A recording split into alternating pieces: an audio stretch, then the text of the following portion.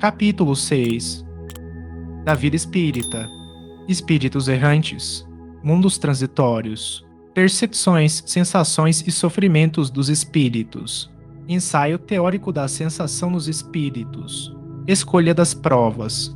As relações no além-túmulo. Relações de simpatia e de antipatia entre os espíritos. Metades eternas. Recordação da existência corpórea. Comemoração dos mortos. Funerais. Espíritos errantes. Questão 223. A alma reencarna logo depois de se haver separado do corpo? Resposta: algumas vezes reencarna imediatamente, porém, de ordinário, só o faz depois de intervalos mais ou menos longos. Nos mundos superiores, a reencarnação é quase sempre imediata, sendo aí menos grosseira a matéria corporal, o espírito, quando encarnado nesses mundos, goza quase que de todas as suas faculdades de espírito, sendo o seu estado normal dos sonâmbulos lúcidos entre vós. Questão 224, que é a alma no intervalo das encarnações. Resposta: espírito errante que aspira a novo destino, que espera. Questão 224A, quanto podem durar esses intervalos? Resposta: desde algumas horas até alguns milhares de séculos. Propriamente falando, não há extremo limite estabelecido para o estado de erraticidade, que pode prolongar-se muitíssimo, mas que nunca é perpétuo. Cedo ou tarde, o espírito terá que volver a uma existência apropriada a purificá-lo das máculas de suas existências precedentes. Questão 224b. Essa duração depende da vontade do espírito, ou lhe pode ser imposta como expiação? Resposta: é uma consequência do livre-arbítrio. Os espíritos sabem perfeitamente o que fazem, mas também, para alguns, constitui uma punição que Deus lhes inflige. Outros pedem que ela se prolongue, a fim de continuarem estudos que só na condição de espírito livre podem efetuar-se com proveito. Questão 225. A erraticidade é, por si só, um sinal de inferioridade dos espíritos. Resposta: não, porquanto há espíritos errantes de todos os graus. A encarnação é um estado transitório, já o dissemos. O espírito se acha no seu estado normal quando liberto da matéria. Questão 226. Poder-se-á dizer que são errantes todos os espíritos que não estão encarnados? Resposta: sim, com relação aos que tenham de reencarnar. Não são errantes, porém, os espíritos puros, os que chegaram à perfeição. Esses se encontram no seu estado definitivo. No tocante às qualidades íntimas, os espíritos são de diferentes ordens ou graus, pelos quais vão passando sucessivamente à medida que se purificam. Com relação ao estado em que se acham, podem ser encarnados, isto é, ligados a um corpo, errantes, isto é, sem corpo material e aguardando nova encarnação para se melhorarem, espíritos puros, isto é, perfeitos, não precisando mais de encarnação. Questão 227. De que modo se instruem os espíritos errantes? Certo, não fazem do mesmo modo que nós outros. Resposta: estudam e procuram meios de elevar-se.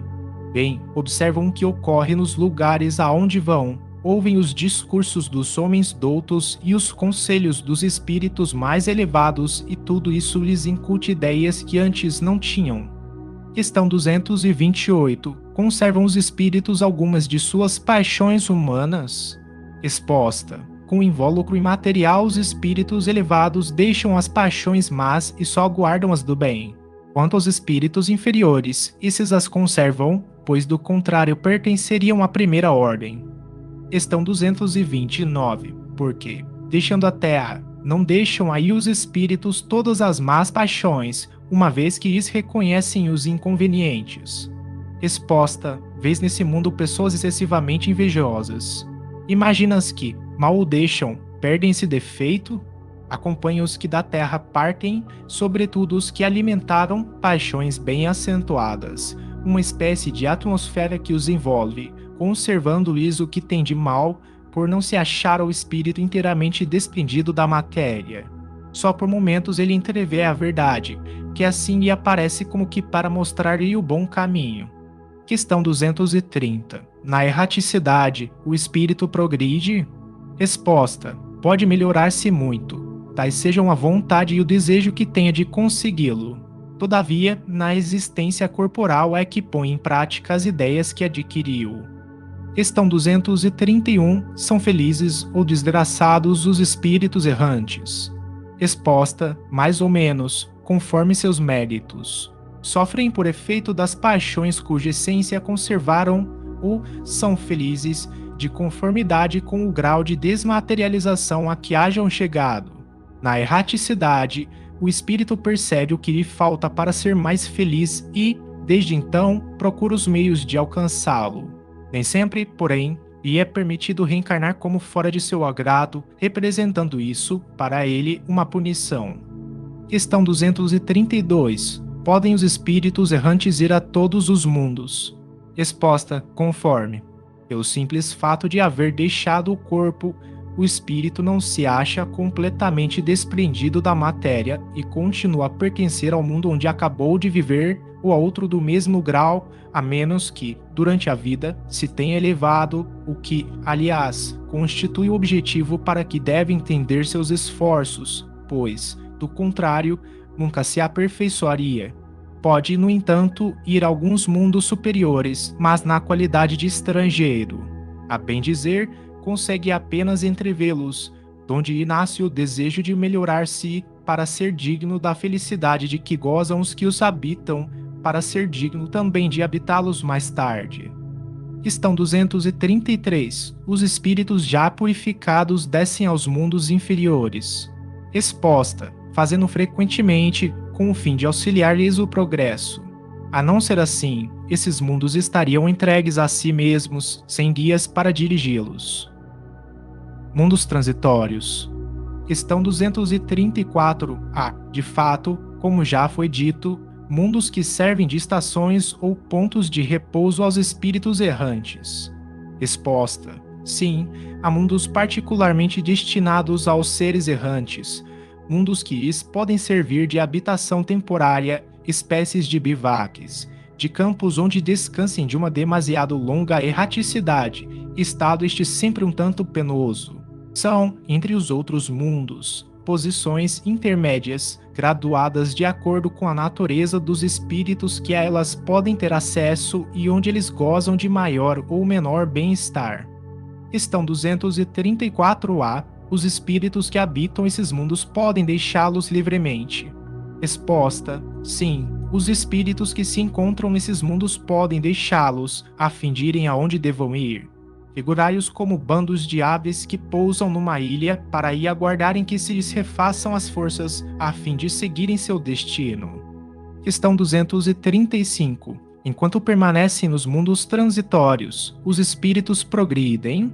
Resposta: certamente. Os que vão a tais mundos levam o objetivo de se instruírem e de poderem mais facilmente obter permissão para passar a outros lugares melhores e chegar à perfeição que os eleitos atingem.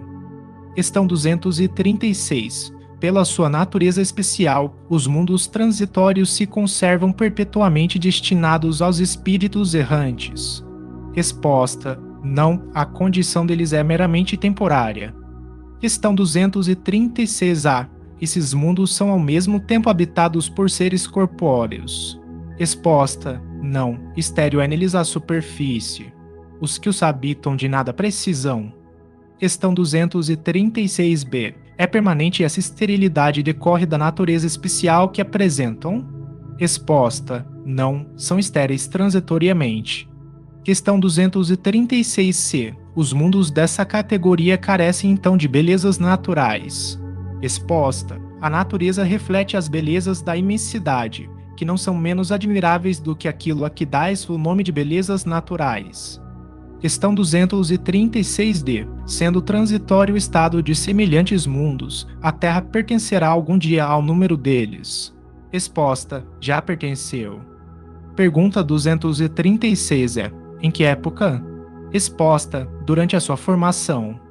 Nada é inútil na natureza, tudo tem um fim, uma destinação. Em lugar algum ao vazio, tudo é habitado, a vida em toda parte. Assim, durante a dilatada sucessão dos séculos que passaram antes do aparecimento do homem na Terra, durante os lentos períodos de transição que as camadas geológicas atestam antes mesmo da formação dos primeiros seres orgânicos, naquela massa informe, naquele árido caos, onde os elementos se achavam em confusão, não havia ausência de vida. Seres isentos das nossas necessidades, das nossas sensações físicas, lá encontravam refúgio. Quis Deus que, mesmo assim, ainda imperfeita, a Terra servisse para alguma coisa.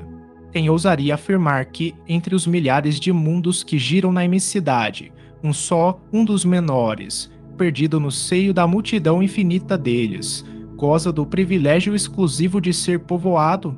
Qual então a utilidade dos demais? Tê-los-ia Deus feito unicamente para nos recrearem à vista? Suposição absurda, incompatível com a sabedoria que esplende em todas as suas obras e inadmissível desde que ponderemos na existência de todos os que não podemos perceber. Ninguém contestará que, nesta ideia da existência de mundos ainda impróprios para a vida material e, não obstante, já povoados de seres vivos apropriados a tal meio, a qualquer coisa de grande e sublime em que talvez se encontre a solução de mais de um problema. Percepções, sensações e sofrimentos dos espíritos. Questão 237. Uma vez de volta ao mundo dos espíritos, conserva a alma as percepções que tinha quando na Terra? Exposta, sim, além de outras de que aí não dispunha, porque o corpo, qual véu sobre elas lançado, as obscurecia. A inteligência é um atributo que tanto mais livremente se manifesta no espírito, quanto menos entraves tenha que vencer. Questão 238. São ilimitadas as percepções e os conhecimentos dos espíritos.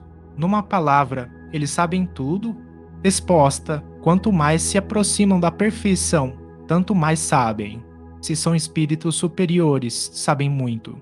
Os espíritos inferiores são mais ou menos ignorantes acerca de tudo. Questão 239. Conhecem os espíritos o princípio das coisas? Resposta: conforme a elevação e a pureza que hajam atingido.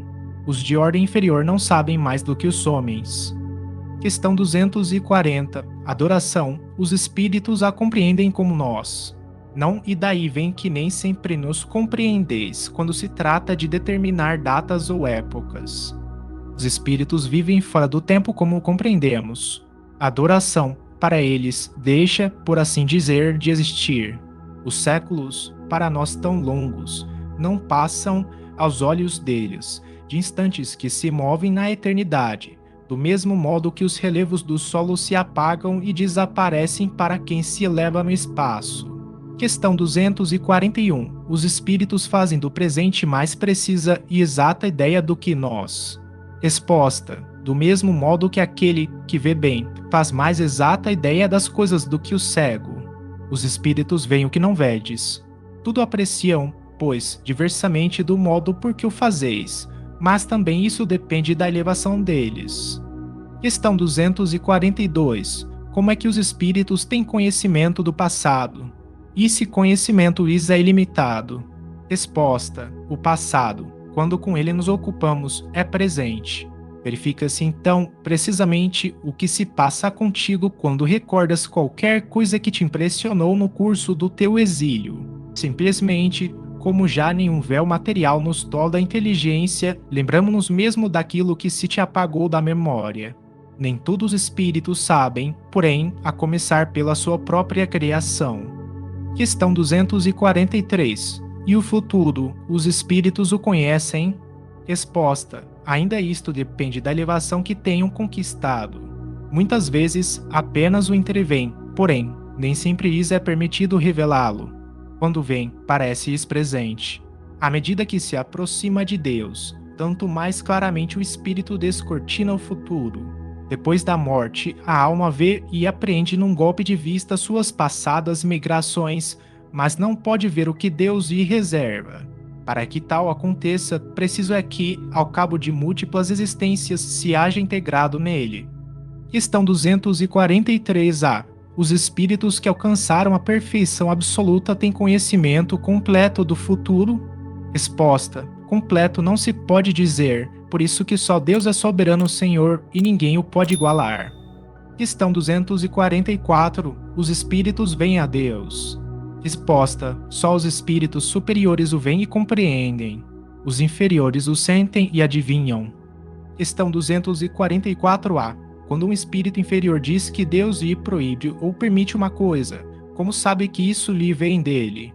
Resposta: ele não vê a Deus, mas sente a sua soberania e, quando não deva ser feita alguma coisa ou dita uma palavra, percebe, como por intuição, a proibição de fazê-la ou dizê-la.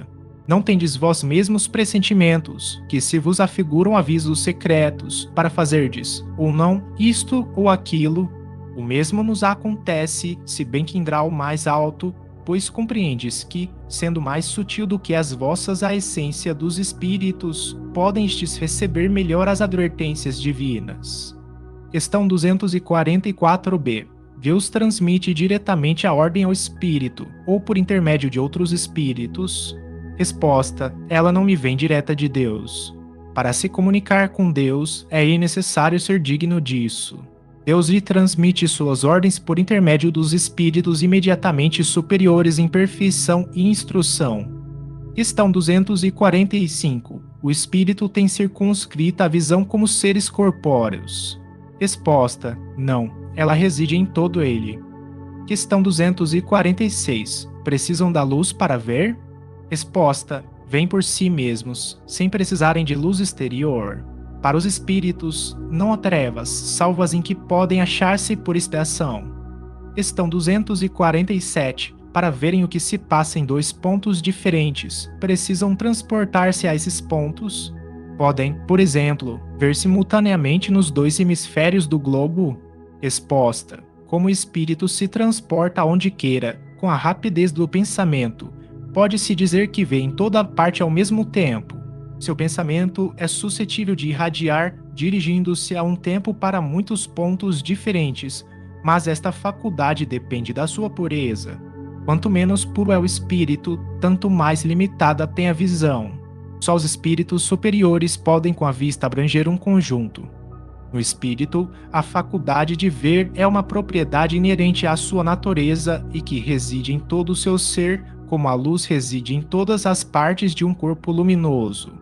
É uma espécie de lucidez universal que se estende a tudo, que abrange simultaneamente o espaço, os tempos e as coisas, lucidez para a qual não há trevas, nem obstáculos materiais.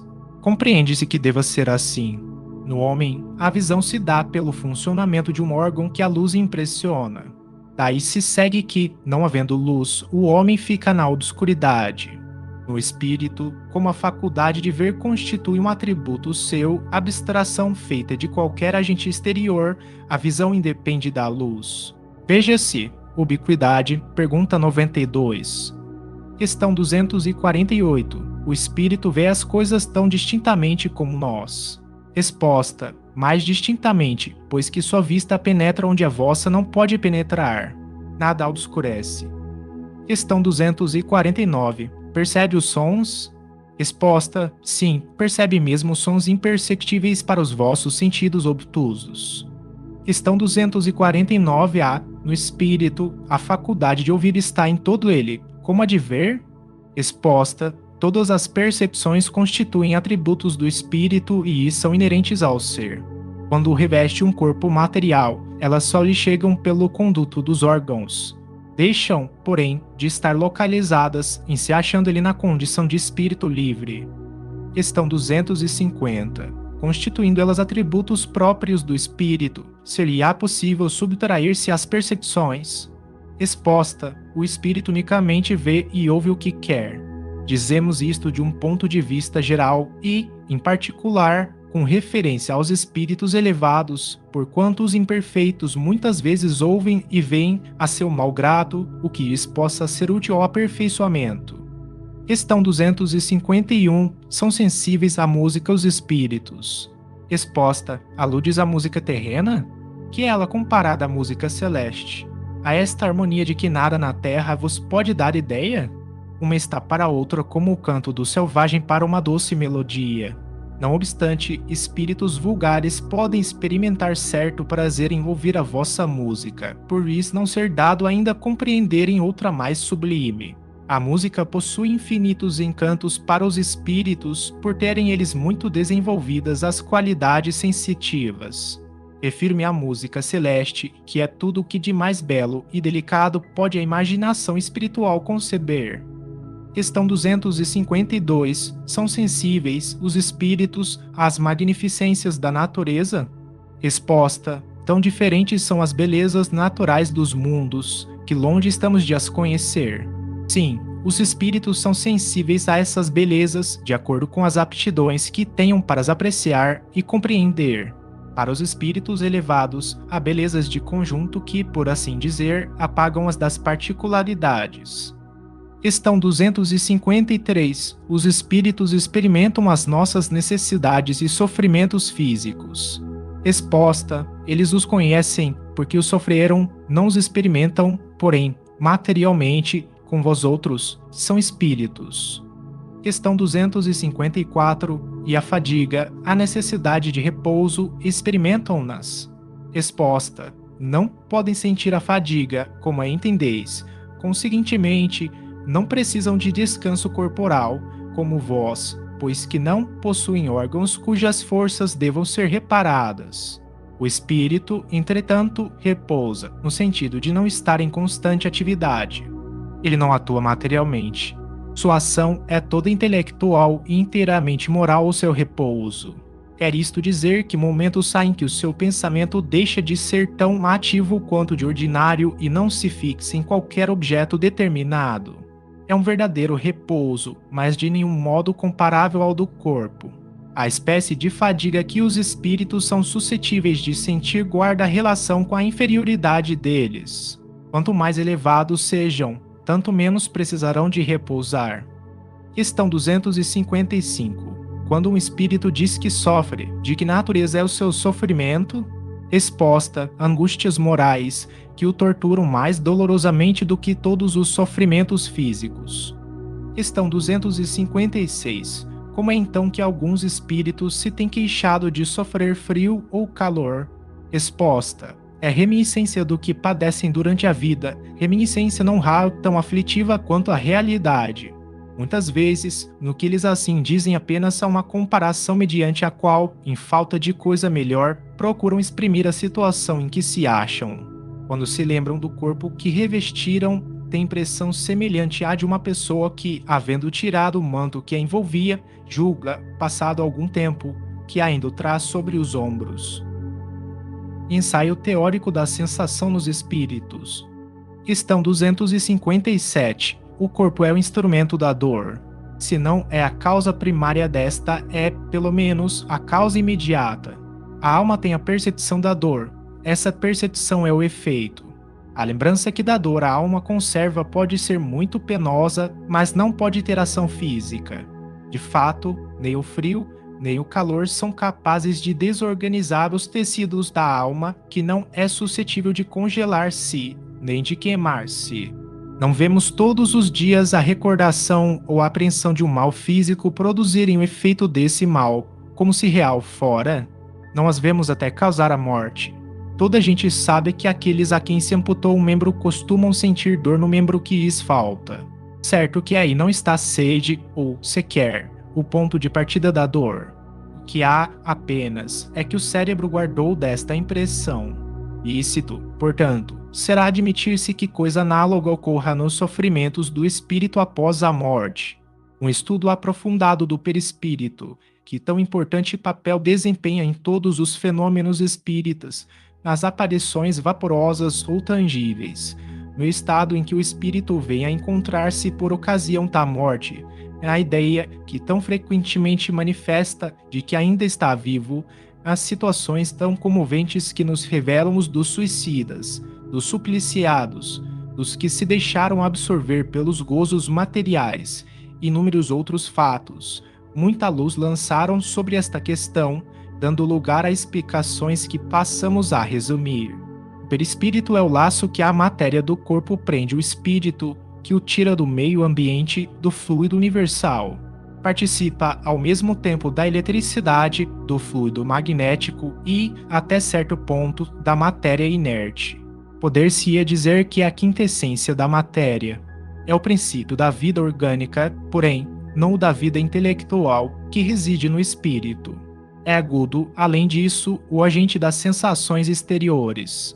No corpo, os órgãos, servindo-lhes de condutos, localizam essas sensações. Destruído o corpo, elas se tornam gerais. Daí o espírito não dizer que sofre mais da cabeça do que dos pés, ou vice-versa. Não se confundam, porém, as sensações do perispírito, que se tornou independente, com as do corpo. Estas últimas só por termo de comparação as podemos tomar e não por analogia. Liberto do corpo, o espírito pode sofrer, mas esse sofrimento não é corporal, embora não seja exclusivamente moral, como remorso, pois que ele se queixa de frio e calor. Também não sofre mais no inverno do que no verão. Temos-los visto atravessar chamas, sem experimentar em qualquer dor. Nenhuma impressão lhes causa, conseguintemente, a temperatura. A dor que sentem não é, pois, uma dor física propriamente dita. É um vago sentimento íntimo que o próprio espírito nem sempre compreende bem, precisamente porque a dor não se acha localizada e porque não a produzem agentes exteriores. É mais uma reminiscência do que uma realidade, reminiscência, porém, igualmente penosa. Algumas vezes, entretanto, há mais do que isso, como vamos ver. Ensina-nos a experiência que, por ocasião da morte, o perispírito se desprende mais ou menos lentamente do corpo, que, durante os primeiros minutos depois da desencarnação, o espírito não encontra explicação para a situação em que se acha. Crê não estar morto, por isso que se sente vivo, vê a um lado o corpo, sabe que lhe pertence, mas não compreende que esteja separado dele. Essa situação dura enquanto haja qualquer ligação entre o corpo e o perispírito. Disse-nos, certa vez, um suicida: não estou morto. E acrescentava: no entanto, sinto os vermes a me roerem. Ora, indubitavelmente, os vermes não lhe roíam o perispírito e ainda menos o espírito, roíam-lhe apenas o corpo.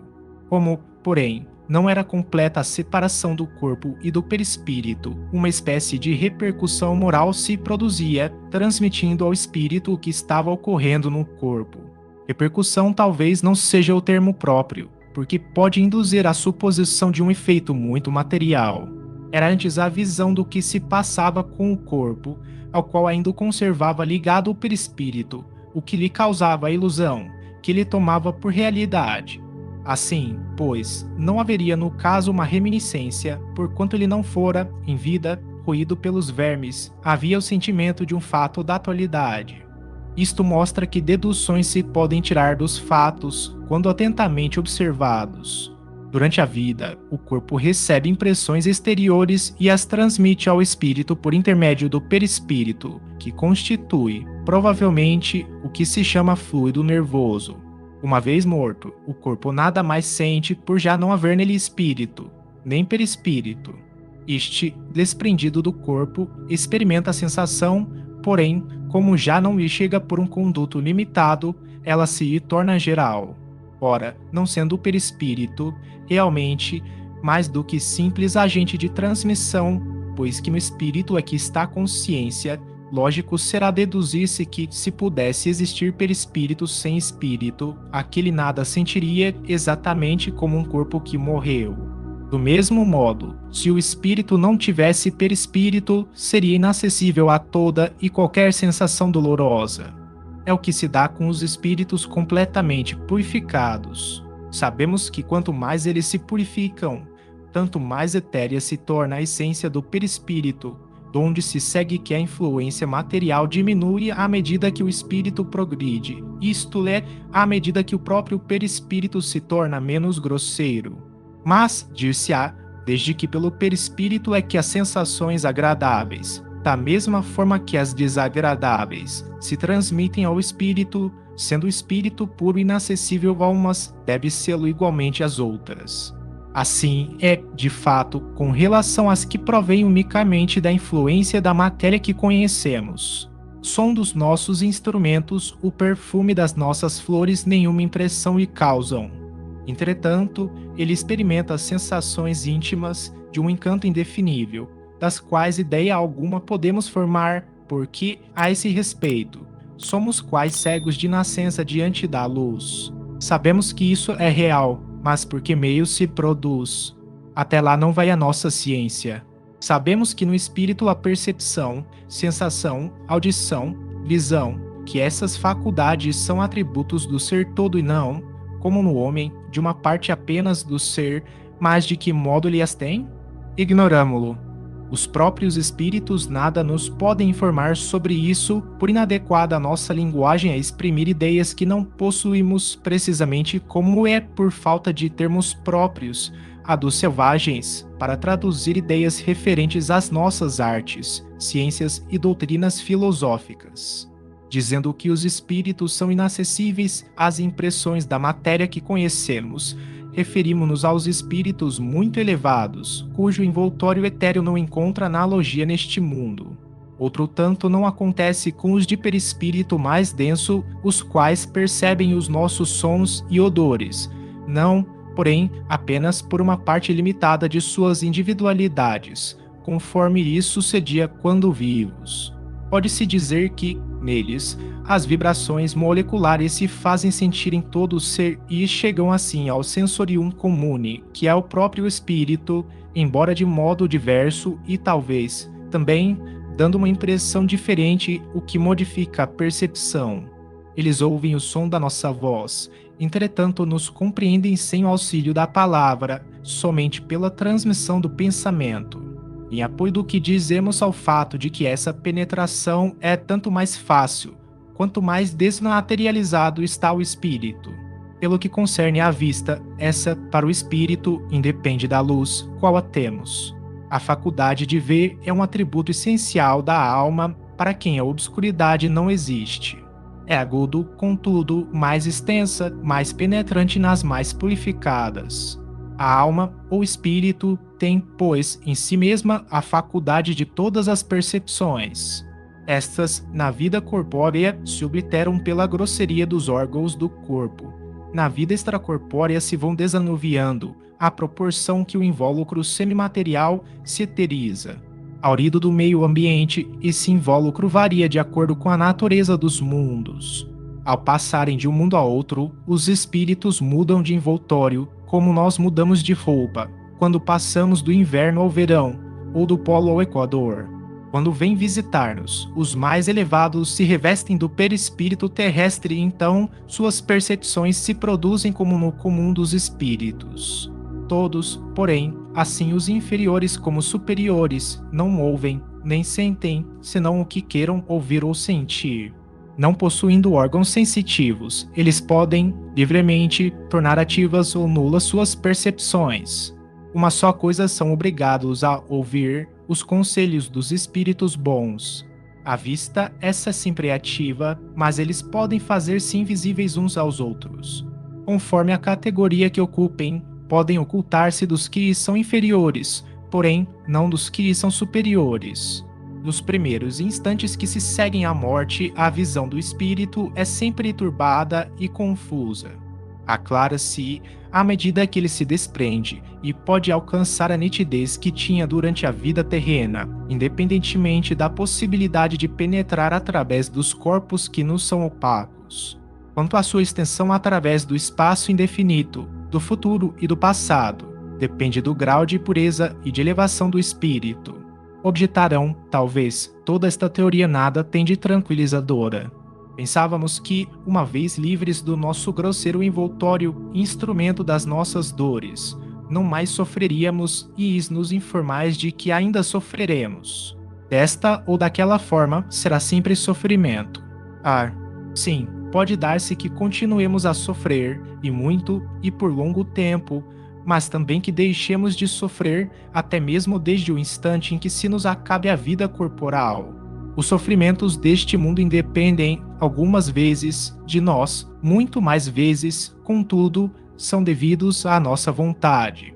Remonte cada um à origem deles e verá que a maior parte de tais sofrimentos são efeitos de causas que teria sido possível evitar.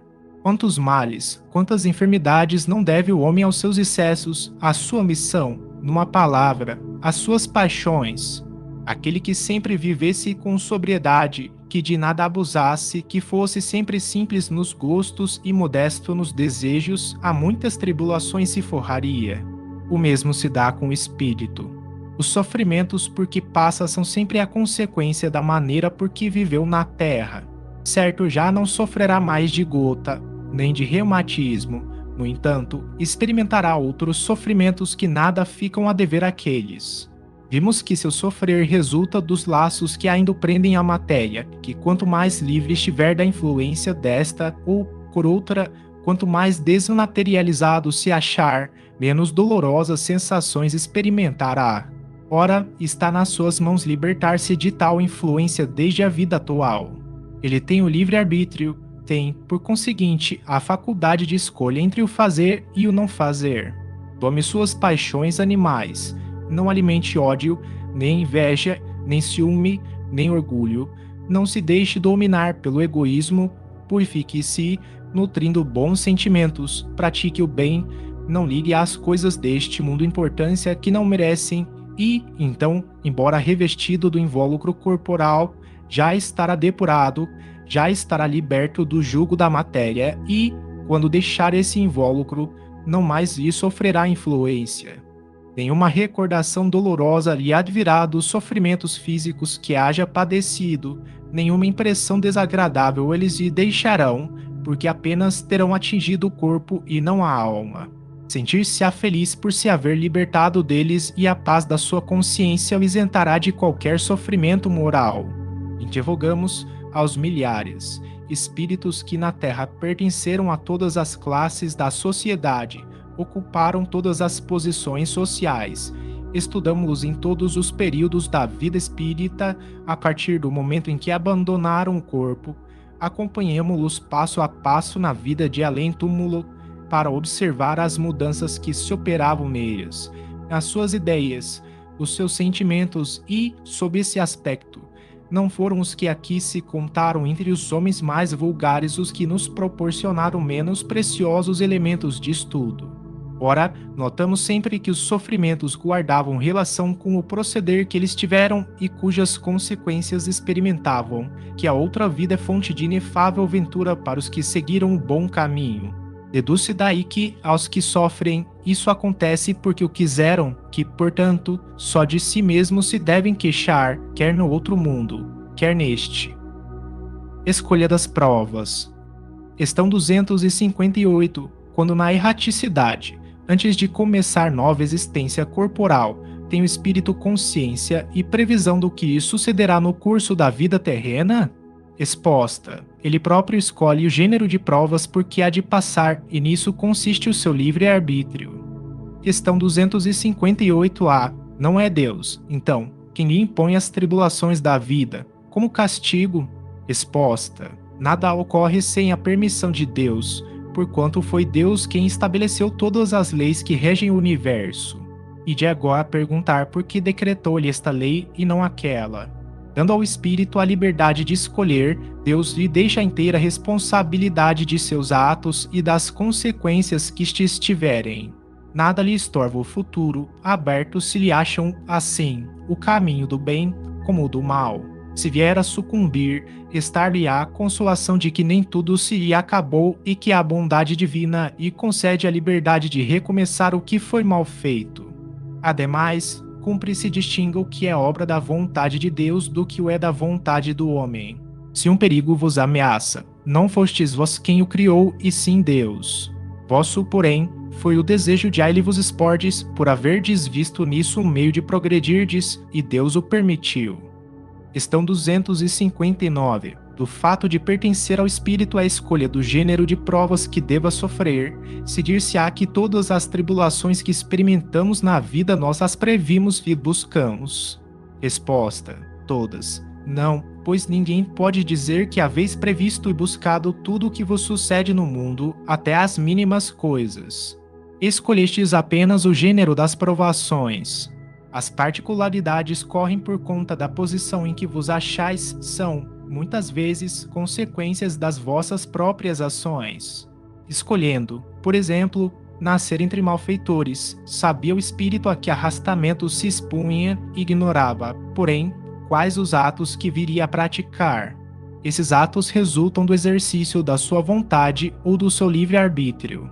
Sabe o espírito que, escolhendo tal caminho, terá que sustentar lutas de determinada espécie. Sabe, portanto, de que natureza serão as vicissitudes que se lhe depararão, mas ignora se verificará estilo aquele êxito.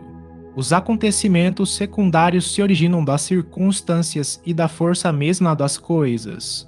Previstos só são os fatos principais os que influem no destino.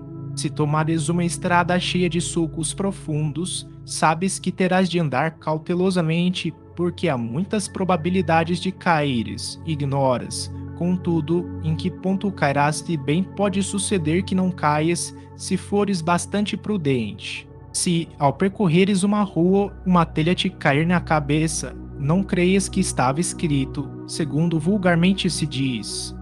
Questão 260. Como pode o espírito desejar nascer inteligente de uma vida?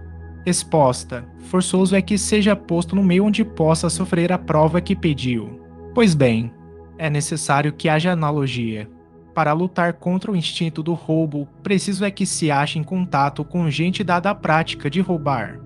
Questão 260. Assim, se não houvesse na terra gente de maus costumes, o espírito não encontraria aí meio apropriado ao sofrimento de certas provas. Resposta: e seria isso de lastimar-se? É o que ocorre nos mundos superiores, onde o mal não penetra. Eis porque, nesses mundos, só há espíritos bons. Fazei que em breve ou mesmo se dê na terra. Questão 261. Nas provações por que lhe cumpre passar para atingir a perfeição, tem o espírito que sofrer tentações de todas as naturezas. Tem que se achar em todas as circunstâncias que possam excitar-lhe o orgulho, a inveja, a avareza, a sensualidade, etc.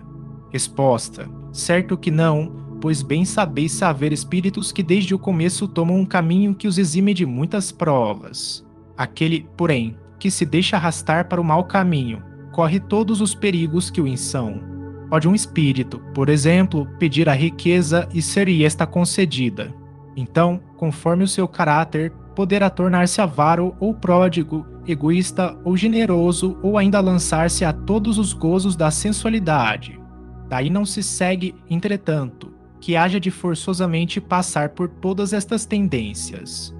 Questão 262. Como pode o espírito, que, em sua origem, é simples, ignorante e carecido de experiência, escolher uma existência com conhecimento de causa e ser responsável por essa escolha? Resposta: Deus lhe supre a inexperiência, traçando-lhe o caminho que deve seguir, como fazeis com a criancinha. Deixa-o, porém, pouco a pouco, à medida que o seu livre-arbítrio se desenvolve, senhor de proceder à escolha, e só então é que muitas vezes lhe acontece extraviar-se, tomando o mau caminho, por desatender os conselhos dos bons espíritos. A isso é que se pode chamar a queda do homem. Questão 262A. Quando o espírito goza do livre-arbítrio, a escolha que cabe da existência corporal depende sempre, exclusivamente, de sua vontade, ou essa existência ali pode ser imposta como expiação pela vontade de Deus. Resposta: Deus sabe esperar, não apressa a expiação. Todavia, pode impor certa existência a um espírito, quando este, pela sua inferioridade ou má vontade, não se mostra apto a compreender o que lhe seria mais útil, e quando vê que tal existência servirá para a purificação e o progresso do espírito, ao mesmo tempo que lhe sirva de expiação. Questão 263. O espírito faz a sua escolha logo depois da morte?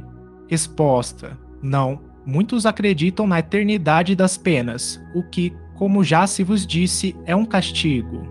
Questão 264. Que é o que dirige o espírito na escolha das provas que queira sofrer? Ele escolhe, de acordo com a natureza de suas faltas, as que o levem à expiação destas e a progredir mais depressa. Uns, portanto, impõem a si mesmos uma vida de misérias e privações, objetivando suportá-las com coragem. Outros preferem experimentar as tentações da riqueza e do poder, muito mais perigosas, pelos abusos e má aplicação a que podem dar lugar, pelas paixões inferiores que uma e outros desenvolvem. Muitos, finalmente, se decidem a experimentar suas forças nas lutas que terão de sustentar em contato com o vício. Questão 265. Havendo espíritos que, por provação, escolhem o contato do vício, outros não haverá que o busquem por simpatia e pelo desejo de viverem no meio conforme os seus gostos, ou para poderem entregar-se materialmente a seus pendores materiais. Resposta: há, sem dúvida, mas tão somente entre aqueles cujo senso moral ainda está pouco desenvolvido. A prova vem por si mesma e eles a sofrem mais demoradamente. Cedo ou tarde, compreendem que a satisfação de suas paixões brutais lhes acarretou deploráveis consequências, que eles sofrerão durante um tempo que lhes parecerá eterno. E Deus os deixará nessa persuasão até que se tornem conscientes da falta em que incorreram e peçam, por impulso próprio, lhes seja concedido resgatá-la mediante úteis provações. Questão 266. Não parece natural que se escolham as provas menos dolorosas? Resposta: pode parecer-vos a vós, ao espírito. Não. Logo que este se desliga da matéria, cessa toda a ilusão e outra passa a ser a sua maneira de pensar. Sob a influência das ideias carnais, o homem, na terra, só vê das provas o lado penoso. Tal a razão de lhe parecer natural sejam escolhidas as que, do seu ponto de vista, podem coexistir com os gozos materiais. Na vida espiritual, porém, compara esses gozos fugazes e grosseiros com a inalterável felicidade que lhe é dado entrever e desde logo nenhuma impressão mais lhe causam os passageiros sofrimentos terrenos. Assim, pois, o espírito pode escolher prova muito rude e, conseguintemente, uma angustiada existência na esperança de alcançar depressa um estado melhor, como o doente escolhe muitas vezes o remédio mais desagradável para se curar de pronto. Aquele que intenta ligar seu nome à descoberta de um país desconhecido não procura trilhar estrada florida. Conhece os perigos a que se arrisca, mas também sabe que o espera glória se lograr bom êxito. A doutrina da liberdade que temos de escolher as nossas existências e as provas que devamos sofrer deixa de parecer singular, desde que se atenda a que os espíritos, uma vez desprendidos da matéria, apreciam as coisas de modo diverso da nossa maneira de apreciá-las. Divisam a meta, que bem diferente é para eles dos gozos fugitivos do mundo. Após cada existência, veem o passo que deram e compreendem o que ainda lhes falta em pureza para atingirem aquela meta.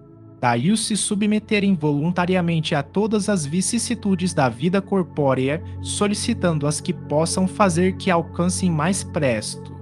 Não há, pois, motivo de espanto no fato de o espírito não preferir a existência mais suave. Não lhe é possível, no estado de imperfeição em que se encontra, gozar de uma vida isenta de amarguras. Ele o percebe e, precisamente para chegar a fruí-la, é que trata de se melhorar. Não vemos, aliás, todos os dias, exemplos de escolhas tais, que faz o homem que passa uma parte de sua vida a trabalhar sem trégua, nem descanso, para reunir haveres que lhe assegurem o bem-estar, senão desempenhar uma tarefa que a si mesmo se impôs, tendo em vista melhor futuro, o militar que se oferece para uma perigosa missão, o navegante que afronta não menores perigos, por amor da ciência ou no seu próprio interesse, que fazem também eles, senão sujeitar-se a provas voluntárias, de que lhes advirão honras e proveito, se não sucumbirem, a que se não submete ou expõe o homem pelo seu interesse ou pela sua glória? E os concursos não são também todos provas voluntárias a que os concorrentes se sujeitam, com o fito de avançarem na carreira que escolheram? Ninguém galga qualquer posição nas ciências, nas artes, na indústria, senão passando pela série das posições inferiores, que são outras tantas provas. A vida humana é, pois, cópia da vida espiritual, nela se nos deparam em ponto pequeno todas as peripécias da outra. Ora, se na vida terrena muitas vezes escolhemos duras provas, visando posição mais elevada, porque não haveria o espírito, que enxerga mais longe que o corpo e para quem a vida corporal é apenas incidente de curta duração, de escolher uma existência árdua e laboriosa, desde que o conduz à felicidade eterna? Os que dizem que pedirão para ser príncipes ou milionários, uma vez que ao homem é que cabe escolher a sua existência, se assemelham aos míopes, que apenas veem aquilo em que tocam, ou a meninos gulosos, que, a quem os interroga sobre isso, respondem que desejam ser pasteleiros ou doceiros. O viajante que atravessa profundo vale ensombrado por espesso nevoeiro não logra apanhar com a vista a extensão da estrada por onde vai, nem os seus pontos extremos. Chegando, porém, ao cume da montanha, abrange com o olhar quanto percorreu do caminho e quanto lhe resta dele a percorrer. Divisa-lhe o termo, vê os obstáculos que ainda terá de transpor e combina então os meios mais seguros de atingi-lo. O espírito encarnado é qual viajante no sopé da montanha. Desenleado dos liames terrenais, sua visão tudo domina, como a daquele que subiu à crista da serrania. Para o viajor, no termo da sua jornada está o repouso após a fadiga. Para o espírito está a felicidade suprema após as tribulações e as provas. Dizem todos os espíritos que, na erraticidade, eles se aplicam a pesquisar, estudar, observar, a fim de fazerem a sua escolha. Na vida corporal não se nos oferece um exemplo deste fato? Não levamos frequentemente anos a procurar a carreira pela qual afinal nos decidimos, certos de ser a mais apropriada a nos facilitar o caminho da vida? Se no nosso intento se malogra, recorremos a outra. Cada uma das que abraçamos representa uma fase, um período da vida. Não nos ocupamos cada dia em cogitar do que faremos no dia seguinte. Ora, que são, para o espírito, as diversas existências corporais, senão fases, períodos, dias da sua vida espírita, que é, como sabemos, a vida normal, visto que a outra é transitória, passageira? Questão 267. Pode o espírito proceder à escolha de suas provas, enquanto encarnado? Resposta: o desejo que então alimenta pode influir na escolha que venha a fazer, dependendo isso da intenção que o anime. Dá-se, porém, que, como espírito livre, quase sempre vê as coisas de modo diferente. O espírito por si só é quem faz a escolha, entretanto, ainda uma vez o dizemos, possível ia fazê-la, mesmo na vida material. Por isso que há sempre momentos em que o espírito se torna independente da matéria que lhe serve de habitação. Questão 267-A. Não é de certo como expiação, ou como prova, que muita gente deseja as grandezas e as riquezas? Será? Resposta: indubitavelmente, não. A matéria deseja essa grandeza para gozá-la e o espírito para conhecer-lhe as vicissitudes. Questão 268. Até que chegue ao estado de pureza perfeita, tem o espírito que passar constantemente por provas. Resposta: sim, mas que não são como entendeis, pois que só considerais provas as tribulações materiais. Ora, havendo-se levado a um certo grau, o espírito, embora não seja ainda perfeito, já não tem que sofrer provas. Continua, porém, sujeito a deveres nada penosos, cuja satisfação lhe auxilia ao aperfeiçoamento, mesmo que consistam apenas em auxiliar os outros a se aperfeiçoarem.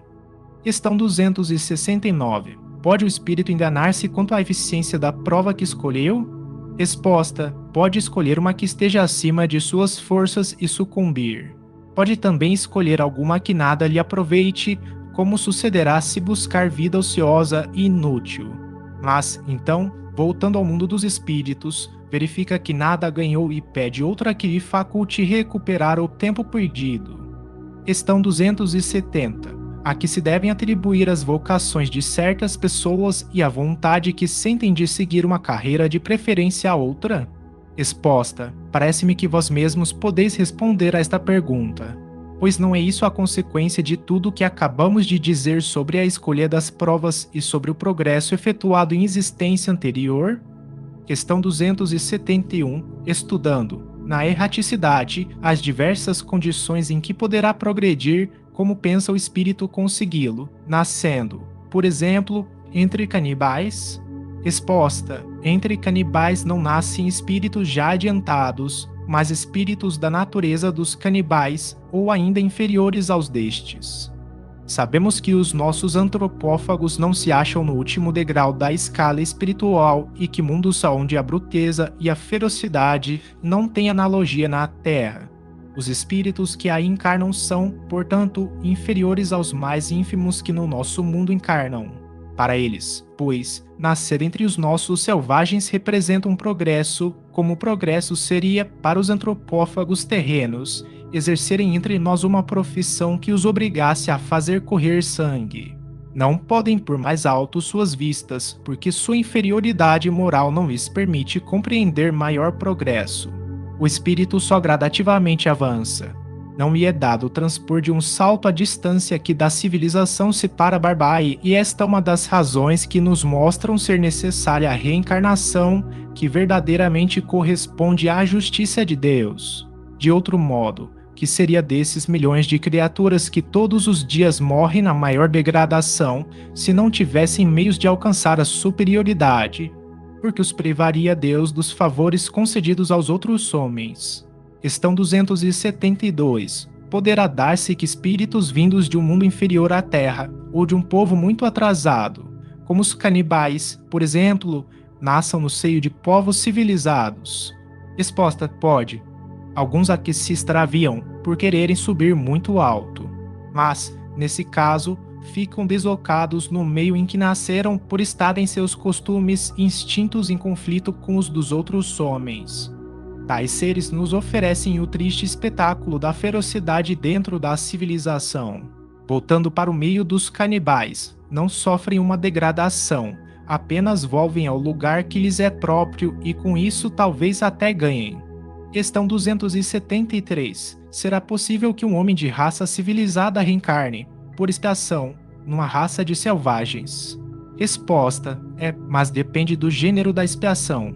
Um senhor que tenha sido de grande crueldade para os seus escravos poderá, por sua vez, tornar-se escravo e sofrer os maus tratos que infligiu a seus semelhantes. Um que em certa época exerceu o mando pode, em nova existência, ter que obedecer aos que se curvavam ante a sua vontade. Ser-lhe-á isso uma expiação, que Deus lhe imponha se ele abusou do seu poder. Também um bom espírito pode querer encarnar no seio daquelas raças, ocupando posição influente para fazê-las progredir. Em tal caso, desempenha uma missão. Questão 273. Será possível que um homem de raça civilizada reencarne, por expiação, numa raça de selvagens? Resposta: mas depende do gênero da expiação. Um senhor que tenha sido de grande crueldade para os seus escravos poderá, por sua vez, tornar-se escravo e sofrer os maus tratos que infligiu a seus semelhantes. Um que em certa época exerceu o mando pode, em nova existência, ter que obedecer aos que se curvavam ante a sua vontade. Ser-lhe-á isso uma expiação, que Deus lhe imponha se ele abusou do seu poder. Também um bom espírito pode querer encarnar no seio daquelas raças, ocupando posição influente para fazê-las progredir. Em tal caso, desempenha uma missão. As relações no além-túmulo. Questão 274. Da existência de diferentes ordens de espíritos, resulta para estes alguma hierarquia de poderes? Há entre eles subordinação e autoridade? Resposta: muito grande. Os espíritos têm uns sobre os outros a autoridade correspondente ao grau de superioridade que hajam alcançado, autoridade que eles exercem por um ascendente moral irresistível. Questão 274-A. Podem os espíritos inferiores subtrair-se à autoridade dos que lhes são superiores? Resposta: eu disse, irresistível. Questão 275. O poder e a consideração de que um homem gozou na Terra aí dão supremacia no mundo dos espíritos? Resposta: não, pois que os pequenos serão elevados e os grandes rebaixados. Leia os Salmos. Questão 275-A. Como devemos entender essa elevação e esse rebaixamento? Resposta: não sabes que os espíritos são de diferentes ordens, conforme seus méritos? Pois bem, o maior da Terra pode pertencer à última categoria entre os espíritos, ao passo que o seu servo pode estar na primeira. Compreendes isto? Não disse Jesus: aquele que se humilhar será exalçado e aquele que se exalçar será humilhado? Questão 276. Aquele que foi grande na terra e que, como espírito, vem achar-se entre os de ordem inferior, experimenta com isso alguma humilhação? Resposta: às vezes bem grande, mormente se era orgulhoso e invejoso. Questão 277. O soldado que depois da batalha se encontra com seu general no mundo dos espíritos, ainda o tem por seu superior? Resposta: o título nada vale, a superioridade real é que tem valor. Questão 278. Os espíritos das diferentes ordens se acham misturados uns com os outros. Resposta: sim e não. Quer dizer, eles se veem, mas se distinguem uns dos outros. Evitam-se ou se aproximam conforme a simpatia ou a antipatia que reciprocamente uns inspiram aos outros, tal qual sucede entre vós. Constituem um mundo do qual o vosso é pálido reflexo. Os da mesma categoria se reúnem por uma espécie de afinidade e formam grupos ou famílias, unidos pelos laços da simpatia e pelos fins a que visam, os bons, pelo desejo de fazerem o bem, os maus, pelo de fazerem o mal, pela vergonha de suas faltas e pela necessidade de se acharem entre os que se assemelham. Tal uma grande cidade onde os homens de todas as classes e de todas as condições se veem e encontram, sem se confundirem, onde as sociedades se formam pela analogia dos gostos, onde a virtude e o vício se acotovelam, sem trocarem palavra. Questão 279. Todos os espíritos têm reciprocamente acesso aos diferentes grupos ou sociedades que eles formam? Resposta: os bons vão a toda parte e assim deve ser para que possam influir sobre os maus. As regiões, porém, que os bons habitam estão interditadas aos espíritos imperfeitos a fim de que não as perturbem com suas paixões inferiores. Questão 280. De que natureza são as relações entre os bons e os maus espíritos? Resposta: os bons se ocupam em combater as más inclinações dos outros a fim de ajudá-los a subir. É uma missão. Questão 281. Por que os espíritos inferiores se comprazem em nos induzir ao mal? Resposta: pelo despeito que lhes causam não terem merecido estar entre os bons. O desejo que neles predomina é o de impedirem, quanto possam, que os espíritos ainda inexperientes alcancem o supremo bem. Querem que os outros experimentem o que eles próprios experimentam. Isto não se dá também entre vós outros? Questão 282. Como se comunicam entre si os espíritos? Resposta: eles se veem e se compreendem. A palavra é material, é o reflexo do espírito. O fluido universal estabelece entre eles constante comunicação, é o veículo da transmissão de seus pensamentos, como, para vós, o aro é do som. É uma espécie de telégrafo universal que liga todos os mundos e permite que os espíritos se correspondam de um mundo a outro. Questão 283. Podem os espíritos, reciprocamente, dissimular seus pensamentos? Podem ocultar-se uns dos outros?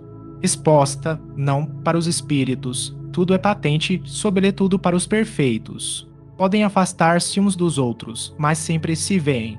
Isto, porém, não constitui regra absoluta, porquanto certos espíritos podem muito bem tornar-se invisíveis a outros espíritos, se julgarem útil fazê-lo. Questão 284. Como podem os espíritos, não tendo corpo, comprovar suas individualidades e distinguir-se dos outros seres espirituais que os rodeiam? Resposta: comprovam suas individualidades pelo perispírito, que os torna distinguíveis uns dos outros, como faz o corpo entre os homens. Questão 285. Os espíritos se reconhecem por terem coabitado a terra? O filho reconhece o pai, o amigo reconhece o seu amigo? Resposta: perfeitamente e, assim, de geração em geração. Questão 285A. Como é que os que se conheceram na Terra se reconhecem no mundo dos espíritos? Resposta: vemos a nossa vida pretérita e lemos nela como em um livro. Vendo a dos nossos amigos e dos nossos inimigos, aí vemos a passagem deles da vida corporal à outra. Questão 286. Deixando seus despojos mortais, A alma vê imediatamente os parentes e amigos que a precederam no mundo dos espíritos. Resposta: imediatamente, ainda aqui, não é o termo próprio. Como já dissemos, é necessário algum tempo para que ela se reconheça a si mesma e alije o véu material. Questão 287. Como é acolhida a alma no seu regresso ao mundo dos espíritos? Resposta: a do justo, como o bem-amado irmão, desde muito tempo esperado. A do mal, como um ser desprezível. Questão 288. Que sentimento desperta nos espíritos impuros a chegada entre eles de outro espírito mau? Resposta: os maus ficam satisfeitos quando veem seres que se lhes assemelham e privados, também, da infinita aventura, qual na terra um tratante entre seus iguais. Questão 289. Nossos parentes e amigos costumam vir-nos ao encontro quando deixamos a terra? Resposta: sim, os espíritos vão ao encontro da alma a quem são afeiçoados. Felicitam-na como se regressasse de uma viagem por haver escapado aos perigos da estrada e ajudam-na a desprender-se dos liames corporais.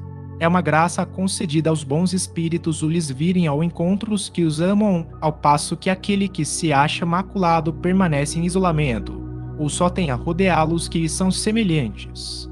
É uma punição. Questão 290. Os parentes e amigos sempre se reúnem depois da morte. Resposta: depende isso da elevação deles e do caminho que seguem, procurando progredir. Se um está mais adiantado e caminha mais depressa do que outro, não podem os dois conservar-se juntos. Ver-se-ão de tempos a tempos, mas não estarão reunidos para sempre, senão quando puderem caminhar lado a lado, ou quando se houverem igualado na perfeição. Acresce que a privação de ver os parentes e amigos é, às vezes, uma punição. Relações de simpatia e de antipatia entre os espíritos. Metades eternas. Questão 291. Além da simpatia geral, oriunda da semelhança que entre eles exista, votam-se os espíritos recíprocas afeições particulares. Resposta: do mesmo modo que os homens, sendo, porém que mais forte é o laço que prende os espíritos uns aos outros, quando carentes de corpo material, porque então esse laço não se acha exposto às vicissitudes das paixões. Questão 292. Alimentam ódio entre si os espíritos. Resposta: só entre os espíritos impuros há ódio e são eles que insuflam nos homens as inimizades e as dissensões. Questão 293. Conservaram ressentimento um do outro, no mundo dos espíritos, dois seres que foram inimigos na terra? Resposta: não. Compreenderão que era estúpido o ódio que se votavam mutuamente e pueril o motivo que o inspirava. Apenas os espíritos imperfeitos conservam uma espécie de animosidade enquanto se não purificam. Se for unicamente um interesse material que os inimizou, nisso não pensarão mais, por pouco desmaterializados que estejam.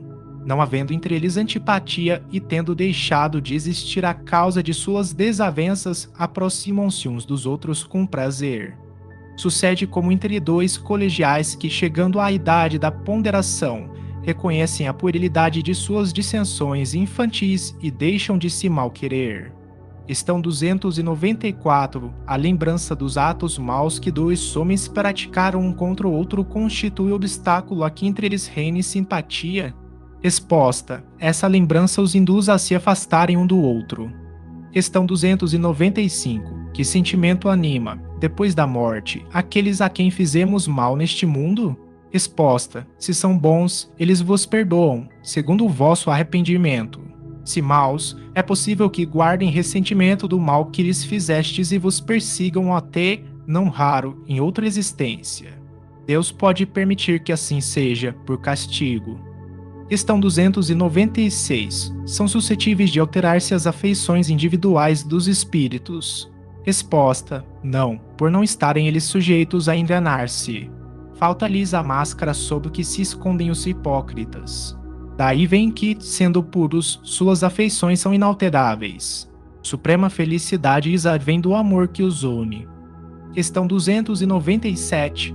Continua a existir sempre, no mundo dos espíritos, a afeição mútua que dois seres se consagraram na terra? Resposta: sem dúvida, desde que originada de verdadeira simpatia. Se, porém, nasceu principalmente de causas de ordem física, desaparece com a causa. As afeições entre os espíritos são mais sólidas e duráveis do que na Terra, porque não se acham subordinadas aos caprichos dos interesses materiais e do amor próprio. Questão 297. Continua a existir sempre, no mundo dos espíritos, a afeição mútua que dois seres se consagraram na Terra? Resposta: sem dúvida, desde que originada de verdadeira simpatia. Se, porém, nasceu principalmente de causas de ordem física, desaparece com a causa. As afeições entre os espíritos são mais sólidas e duráveis do que na Terra, porque não se acham subordinadas aos caprichos dos interesses materiais e do amor próprio. Questão 298. As almas que devam unir-se estão, desde suas origens, predestinadas a essa união e cada um de nós tem, em alguma parte do universo, sua metade, a que fatalmente um dia se reunirá? Resposta: não. Não a união particular e fatal de duas almas. A união que é a de todos os espíritos, mas em graus diversos, segundo a categoria que ocupam, isto é, segundo a perfeição que tenham adquirido. Quanto mais perfeitos, tanto mais unidos. Da discórdia nascem todos os males dos humanos, da concórdia resulta completa a felicidade. Questão 299. Em que sentido se deve entender a palavra metade, de que alguns espíritos se servem para designar os espíritos simpáticos? Resposta: a expressão é inexata. Se um espírito fosse a metade de outro, separados os dois, estariam ambos incompletos.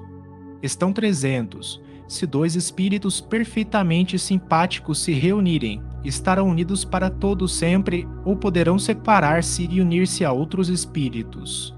Resposta: todos os espíritos estão reciprocamente unidos. Falo dos que atingiram a perfeição. As esferas inferiores, desde que um espírito se eleva, já não simpatiza como dantes com os que lhe ficaram abaixo. Questão 301. Dois espíritos simpáticos são complemento um do outro, ou a simpatia entre eles existente é resultado de identidade perfeita? Resposta: a simpatia que atrai um espírito para outro resulta da perfeita concordância de seus pendores instintos. Se um tivesse que completar o outro, perderia a sua individualidade. Questão 302. A identidade necessária à existência da simpatia perfeita apenas consiste na analogia dos pensamentos e sentimentos, ou também na uniformidade dos conhecimentos adquiridos. Resposta: na igualdade dos graus de elevação. Questão 303. Podem tornar-se de futuros simpáticos espíritos que presentemente não são? Resposta: todos o serão. Um espírito que hoje está numa esfera inferior ascenderá aperfeiçoando-se a em que se acha tal outro espírito. E ainda mais depressa se dará ao encontro dos dois, se o mais elevado, por suportar mal as provas a que esteja submetido, permanecer estacionário. Questão 303A. Podem deixar de ser simpáticos um ao outro dois espíritos que já o sejam? Resposta: certamente, se um deles for preguiçoso. A teoria das metades eternas encerra uma simples figura representativa da união de dois espíritos simpáticos. Trata-se de uma expressão usada até na linguagem vulgar e que se não deve tomar ao pé da letra. Não pertencem de certo a uma ordem elevada os espíritos que a empregaram, necessariamente limitados sendo o campo de suas ideias, exprimiram seus pensamentos com os termos de que se teriam utilizado na vida corporal. Não se deve, pois, aceitar a ideia de que, criados um para o outro, dois espíritos tenham fatalmente que se reunir um dia na eternidade, depois de haverem estado separados por tempo mais ou menos longo. Recordação da existência corpórea.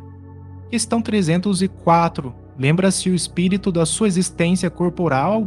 Resposta: lembra-se, isto é, tendo vivido muitas vezes na terra, recorda-se do que foi como homem e eu te afirmo que frequentemente ri, penalizado de si mesmo. Tal qual o homem que chegou à madureza e que ri das suas loucuras de moço ou das suas puerilidades na meninice. Questão 305. A lembrança da existência corporal se apresenta ao espírito, completa e inopinadamente após a morte? Resposta: não. Vem pouco a pouco, qual imagem que surge gradualmente de uma névoa à medida que nela fixa-lhe a sua atenção. Questão 306. O espírito se lembra, pormenorizadamente, de todos os acontecimentos de sua vida?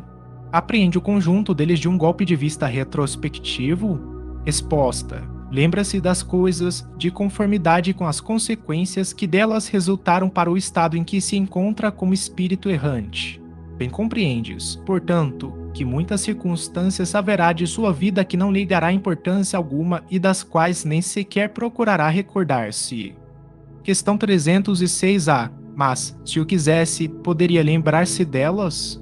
Resposta: pode lembrar-se dos mais minuciosos pormenores e incidentes, assim relativos aos fatos, como até aos seus pensamentos. Não o faz, porém, desde que não tenha utilidade. Questão 306b. Entrever o espírito objetivo da vida terrestre com relação à vida futura? Resposta: certo que o vê e compreende muito melhor do que em vida do seu corpo. Compreende a necessidade da sua purificação para chegar ao infinito e percebe que em cada existência deixa algumas impurezas.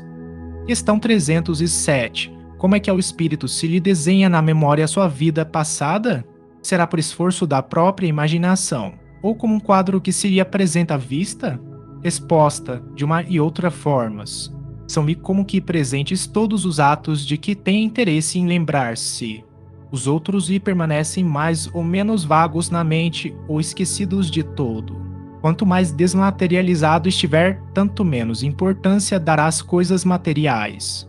Essa razão porque muitas vezes evocas um espírito que acabou de deixar a terra e verificas que não se lembra dos nomes das pessoas que lhe eram caras, nem de uma porção de coisas que te parecem importantes. É que tudo isso, pouco importando, logo caiu em esquecimento. Ele só se recorda perfeitamente bem dos fatos principais que concorrem para a sua melhoria. Questão 308. O espírito se recorda de todas as existências que precederam a que acaba de ter? Resposta: todo o seu passado se lhe desdobra à vista, quais a um viajor os trechos do caminho que percorreu. Mas, como já dissemos, não se recorda, de modo absoluto, de todos os seus atos. Lembra-se destes conforme a influência que tiveram na criação do seu estado atual. Quanto às primeiras existências, as que se podem considerar como a infância do espírito, essas se perdem no vago e desaparecem na noite do esquecimento. Questão 308. O espírito se recorda de todas as existências que precederam a que acaba de ter? Resposta: todo o seu passado se lhe desdobra à vista, quais a um viajor os trechos do caminho que percorreu. Mas, como já dissemos, não se recorda, de modo absoluto, de todos os seus atos. Lembra-se destes conforme a influência que tiveram na criação do seu estado atual. Quanto às primeiras existências, as que se podem considerar como a infância do espírito, essas se perdem no vago e desaparecem na noite do esquecimento. Questão 309. Como considera o espírito o corpo de que vem de separar-se? Resposta: como veste imprestável que o embaraçava, sentindo-se feliz por estar livre dela. Questão 309A. Que sensação lhe causa o espetáculo do seu corpo em decomposição? Resposta: quase sempre se conserva indiferente a isso, como a uma coisa que em nada o interessa. Questão 310. Ao cabo de algum tempo, reconhecerá o espírito os ossos ou outros objetos que lhe tenham pertencido? Resposta: algumas vezes, dependendo do ponto de vista mais ou menos elevado, donde considere as coisas terrenas. Questão 311. A veneração que se tenha pelos objetos materiais que pertenceram ao espírito lhe dá prazer e atrai a sua atenção para esses objetos? Resposta: é sempre grato ao espírito que se lembrem dele, e os objetos que lhe pertenceram trazem-no à memória dos que ele no mundo deixou. O que o atrai, porém, é o pensamento destas pessoas e não aqueles objetos. Questão 312. E a lembrança dos sofrimentos porque passaram na última existência corporal, os espíritos a conservam? Resposta: Frequentemente assim acontece e essa lembrança lhes faz compreender melhor o valor da felicidade de que podem gozar como espíritos. Questão 313. O homem que neste mundo foi feliz, deplora a felicidade que perdeu, deixando a terra exposta. Só os espíritos inferiores podem sentir saudades de gozos condizentes com uma natureza impura qual a deles, gozos que lhes acarretam a expiação pelo sofrimento. Para os espíritos elevados, a felicidade eterna é 1000 vezes preferível aos prazeres efêmeros da terra. Exatamente como sucede ao homem que, na idade da madureza, nenhuma importância liga ao que tanto deliciava na infância. Questão 314. Aquele que deu começo a trabalhos de vulto com um fim útil e que os vê interrompidos pela morte, lamenta, no outro mundo, tê-los deixado por acabar? Resposta: não, porque vê que outros estão destinados a concluí-los. Trata, ao contrário, de influenciar outros espíritos humanos para que os ultimem. Seu objetivo na Terra era o bem da humanidade, o mesmo objetivo continua a ter no mundo dos espíritos. Questão 315. E o que deixou trabalhos de arte ou de literatura, conserva pelas suas obras o amor que lhes tinha quando vivo? Resposta: de acordo com a sua elevação, aprecia-as de outro ponto de vista e não é raro condênio que maior admiração lhe causava. Questão 316 no além, o espírito se interessa pelos trabalhos que se executam na Terra, pelo progresso das artes e das ciências? Resposta: conforme a sua elevação ou a missão que possa ter que desempenhar. Muitas vezes, o que vos parece magnífico bem pouco é para certos espíritos, que, então, o admiram como o sábio admira a obra de um estudante. Atentam apenas no que prove a elevação dos encarnados e seus progressos. Questão 317. Após a morte, conservam os espíritos o amor da pátria? Resposta: o princípio é sempre o mesmo. Para os espíritos elevados, a pátria é o universo. Na Terra, a pátria para eles está onde se acha o maior número das pessoas que lhes são simpáticas. As condições dos espíritos e as maneiras por que veem as coisas variam ao infinito, de conformidade com os graus de desenvolvimento moral e intelectual em que se achem. Geralmente, os espíritos de ordem elevada só por breve tempo se aproximam da Terra. Tudo o que aí se faz é tão mesquinho em comparação com as grandezas do infinito, tão pueris são, aos olhos deles, as coisas a que os homens mais importância ligam, que quase nenhum atrativo lhes oferece o nosso mundo, a menos que para aí os leve o propósito de concorrerem para o progresso da humanidade.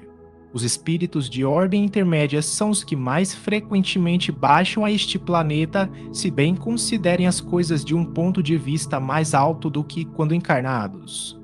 Os espíritos vulgares, esses são os que aí mais se comprazem e constituem a massa da população invisível do globo terráqueo. Conservam quase que as mesmas ideias, os mesmos gostos e as mesmas inclinações que tinham quando revestidos do invólucro corpóreo. Metem-se em nossas reuniões, negócios, divertimentos, nos quais tomam parte mais ou menos ativa segundo os seus caracteres. Não podendo satisfazer as suas paixões, gozam na companhia dos que a elas se entregam e os excitam a cultivá-las. Entre eles, no entanto, muitos há, sérios, que vêm e observam para se instruírem e aperfeiçoarem. Questão 318. As ideias dos espíritos se modificam quando na erraticidade. Resposta: muito sofrem grandes modificações à proporção que o espírito se desmaterializa. Pode este, algumas vezes, permanecer longo tempo imbuído das ideias que tinha na Terra, mas pouco a pouco a influência da matéria diminui e ele vê as coisas com maior clareza.